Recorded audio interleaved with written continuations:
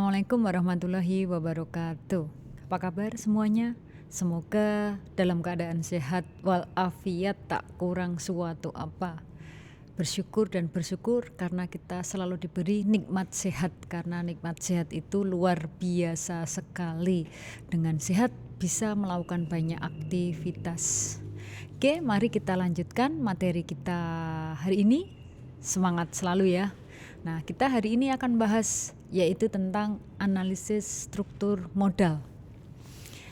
Dalam analisis struktur modal ini nanti beberapa hal yang akan kita bahas, yaitu yang pertama adalah struktur modal itu apa. Kemudian teori-teori yang berkaitan dengan struktur modal. Kemudian ketidaksempurnaan dari pasar itu sendiri dan isu sensitifnya, dan nanti mungkin di sana ada tanya jawab. Nah, apa itu struktur modal? Mungkin akan terbesit di benak kita ya, struktur. Ada yang sering-sering kita kenali itu struktur organisasi. Nah, berarti struktur itu apa? Susunan. Iya, susunan. Modal di sana itu adalah semua aset yang dimiliki oleh perusahaan. Berarti kalau struktur modal itu apa? Keseluruhan modal yang diperoleh perusahaan itu meliputi apa saja dan dari mana saja. Nah, di sini berarti kita harus melihat bahwa perusahaan itu terbentuk dari modal apa saja. Nah, di sini seperti di awal sudah semuanya ketahui bahwa ketika kita bicara struktur modal berarti asal-usul daripada dana perusahaan. Asal-usul dana perusahaan lagi-lagi bisa kita lihat dari sisi neraca, sisi pasifa. Di sisi pasifa di sana akan ada hutang, leverage, dan juga ada ekuitas atau modal. Nah, sehingga ketika kita melihat struktur modal itu sendiri berarti nanti susunan modal yang ada di perusahaan bisa tambah, bisa berkurang, bahkan tetap. Nah, untuk menilai bahwa struktur modal sebuah perusahaan itu bagaimana, apakah berubah, perlu dirubah atau tidak, berarti di sana harus kita kaji lebih jauh. Untuk mengkaji lebih jauh tentang struktur modal dalam sebuah perusahaan yang ada di pasar modal, kita menggunakan 4 pendekatan. Pendekatan yang pertama adalah pendekatan tradisional, kemudian yang kedua pendekatan Modigliani dan Miller atau yang sering disebut sebagai pendekatan MM. Kemudian yang ketiga personal tax, yang keempat pendekatan pecking order teori. Kita bahas satu persatu, yaitu pendekatan tradisional. Dalam pasar tradisional, ini yang terjadi di pendekatan tradisional ya, maksudnya yaitu asumsinya pasarnya adalah pasar modal yang sempurna. Berarti kalau pasar modal yang sempurna sama juga dengan pasar umum, artinya antara pembeli dan penjual di sana sama-sama ada dan sama-sama banyaknya. Dan tidak ada pajak. Kemudian asumsi yang lainnya, nilai perusahaan atau biaya pasar modal perusahaan bisa dirubah dengan cara merubah struktur modal. Nah, itu kondisi yang ada di pendekatan tradisional. Berarti dapat kita ketahui bahwa di pendekatan tradisional tersebut pasar modal itu sempurna. Tidak ada pajak. Kemudian di lain pihak nilai perusahaan, biaya pasar modal perusahaan bisa dirubah, bisa berubah-ubah sesuai dengan struktur modal yang ada di perusahaan. Kemudian yang berikutnya adalah pendekatan Modigliani dan Miller MM, yaitu kemungkinan munculnya proses arbitrase yang akan membuat harga saham atau nilai perusahaan yang tidak menggunakan hutang maupun yang menggunakan hutang akhirnya sama. Nah, yang harus kita ketahui adalah proses arbitrase itu sendiri.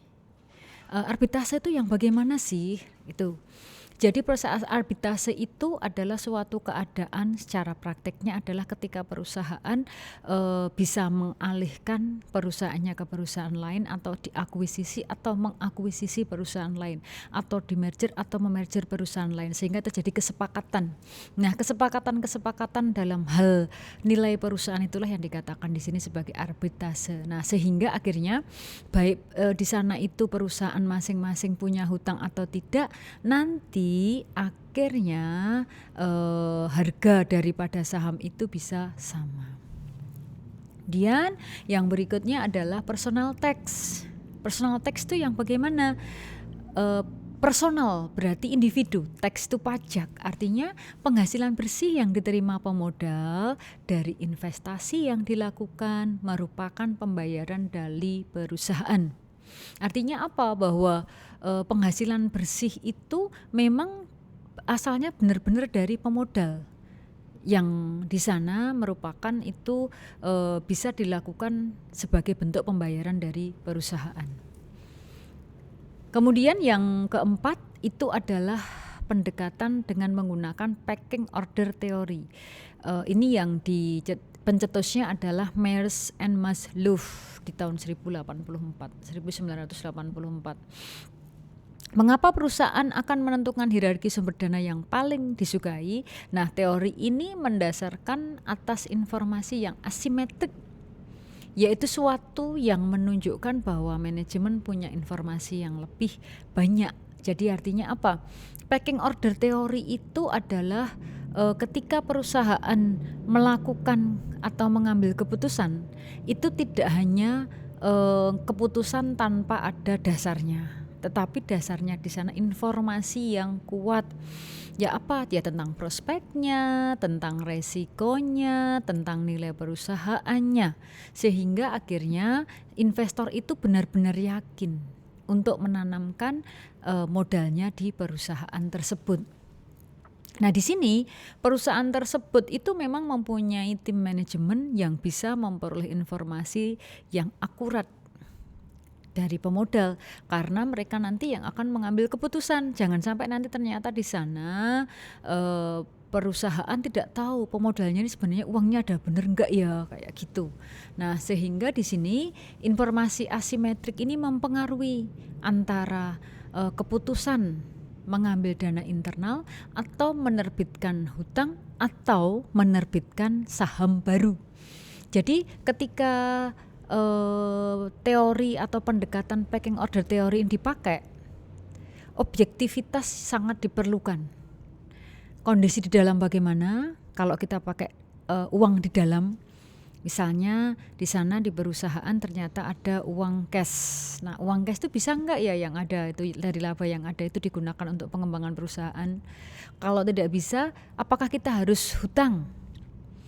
Kalau hutang berarti nanti akan ada biaya hutang yang biasanya relatif tinggi.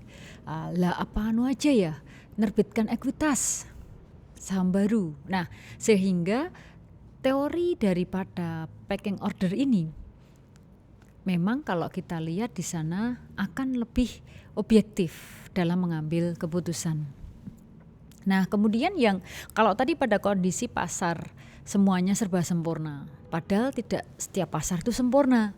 Nah, di sini ada beberapa hal yang harus kita lihat, yaitu ketidaksempurnaan pasar dan isu sensitifnya.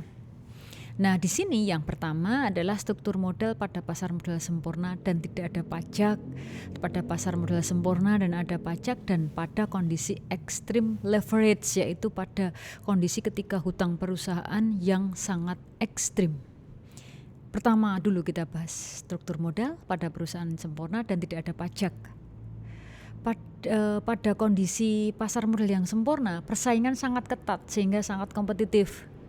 Sehingga tidak dikenal adanya kebangkrutan karena semua berusaha, semua bersaing, semua berkompetisi, dan di sana kompetisinya itu selalu dalam arti kompetisi yang benar-benar dilakukan dengan sehat. Nah, sehingga sama-sama sehatnya dan sama-sama produktifnya antar perusahaan tersebut.